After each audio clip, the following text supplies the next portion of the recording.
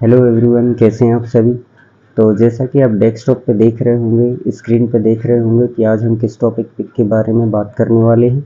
देखिए, आज का जो टॉपिक है वो इस समय का बहुत ही इम्पोर्टेंट टॉपिक है। आपको पता होगा कि आंगनवाड़ी कार्यकर्ता और सहायिका पद की जो वैकेंसी है उसके ऑनलाइन आवेदन शुरू हो गए हैं। तो देखिए, ऑनलाइन आवेदन तो शुरू हो गए हैं, लेकिन हमें ऑनलाइन फॉर्म भरने से पहले कुछ चीज़ों का विशेष रूप से ध्यान रखना है। अब वो किन किन चीज़ों का ध्यान रखना है, आज के इस वीडियो में वो आपको मैं बताने वाला हूँ। देखिए, आपको ऐसा नहीं करना है कि वैकेंसी आ गई और दौड़ के चले गए और फॉर्म भर के आ गए ना।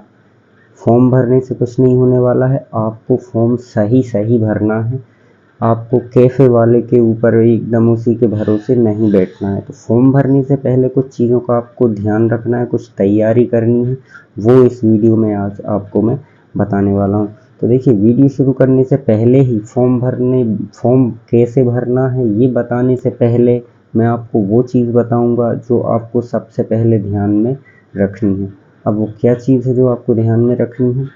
ध्यान में आपको क्या रखना है कि जब आप फॉर्म भरने जाएं तो फॉर्म भरने से पहले आपको इन 3 चीज़ों का आपको खुद से पता कर लेना है। खुद से पता कर लोगे तो आपका फॉर्म एकदम सही भर आएगा, और अगर खुद से पता नहीं करोगे, सेंटर वाले को अगर वो चीज़ जानकारी में नहीं होगी, तो वो अपने आप से फॉर्म भर देगा और आपका फॉर्म गलत हो जाएगा। तो आपको पता क्या करना है?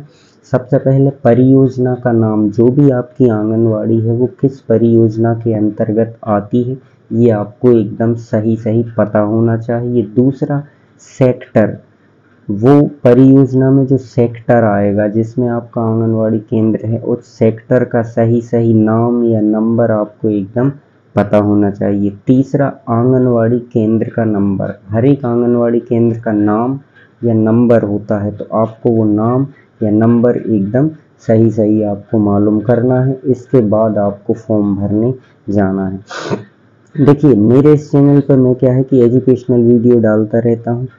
अगर आप घर बैठे educational update, vacancy, job alert, इन सब चीज़ों के बारे में घर बैठे ही जानना चाहते हैं, तो मैं आपसे रिक्वेस्ट करूंगा कि मेरे इस चैनल को पहले सब्सक्राइब कर लें, ताकि मैं जो भी वीडियो बनाऊं वो सबसे पहले आप तक पहुंच सके।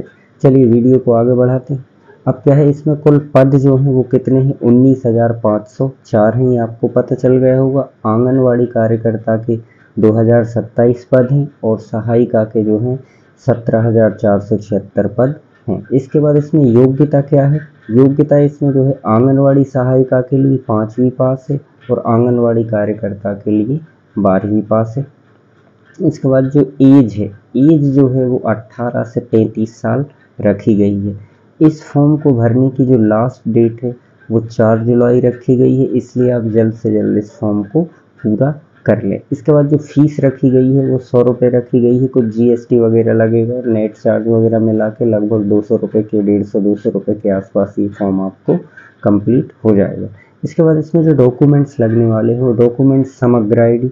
देखिए, समग्र आईडी का आपको ध्यान रखना है कि फॉर्म भरने से पहले आपको ये भी चेक करना है कि समग्र आईडी में आपकी सारी जानकारी एकदम सही सही होनी चाहिए, क्योंकि आप जो है समग्र आईडी के हिसाब से इस फॉर्म को भरेंगे और किसी डॉक्यूमेंट्स के हिसाब से ये फॉर्म नहीं भराएगा।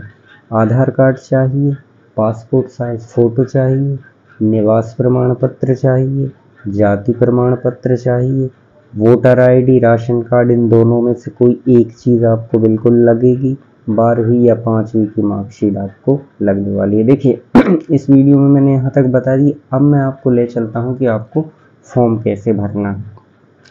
फॉर्म भरने के लिए आपको क्या है कि यहाँ पे पहली लिंक पे आपको ऐसे यहाँ पे क्लिक कर देना। जब पहली लिंक पे आप क्लिक करेंगे तो कुछ ऐसा इंटरफेस खुल के आने वाला है।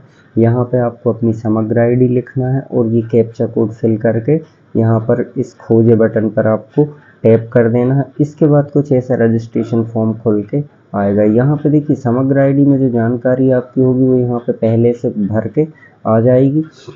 यहाँ से आपको भरना शुरू करना है। देखिए, अब वीडियो शुरू करने से पहले मैंने आपको जो बताया था कि आपको क्या क्या काम करने हैं।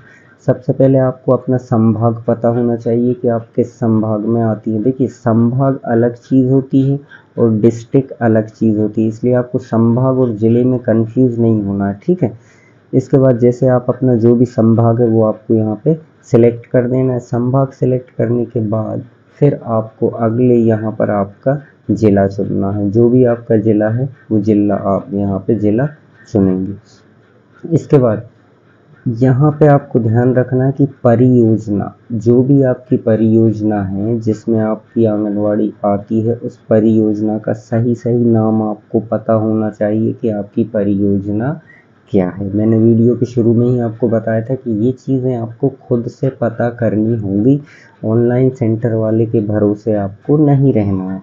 इसके बाद यहाँ पे आपको सेक्टर चुनना है। जो भी आपका सेक्टर है, जहाँ भी आपकी आंगनवाड़ी आती है, वो आपको पता करना है और यहाँ पे फिल करना है। इसके बाद आपको आपका आंगनवाड़ी केंद्र का नाम यहाँ से सिलेक्ट कर लेना। अब देखिए, जो शहरी क्षेत्र की महिलाएं हैं उनके लिए यहाँ पर सेक्टर में नंबर भी आ सकते हैं, यहाँ पे आंगनवाड़ी केंद्र का नंबर भी आ सकता है। इसके बाद ये वार्ड जो है अपने आप आ जाएगा, इसको आप अपने से मैच कर लेंगे कि आप सही चुन रहे हैं या नहीं। इसके बाद आपको यहाँ पे पद चुन लेना है। आंगनवाड़ी सहायिका, अभी क्या है कि आंगनवाड़ी सहायिका के लिए ही ओपन हो रहा है। इसके बाद अब यहाँ पे आप मध्य प्रदेश के मूल निवासी के साथ आंगनवाड़ी केंद्र के शहरी क्षेत्र के निवासी हैं। देखिए, ये चीज़ भी आपको ध्यान रखनी है कि आपको फॉर्म वहीं से भरना है, मतलब उसी आंगनवाड़ी के लिए भरना है जहाँ पे आप निवास करते हैं। मतलब यहाँ आपको हाँ पे क्लिक करना है।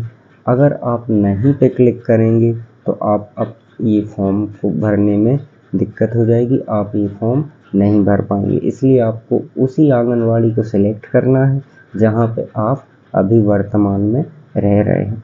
इस फॉर्म में जो सबसे ज़्यादा इम्पोर्टेंट चीज़ थी वो यही थी जो बताने वाली थी।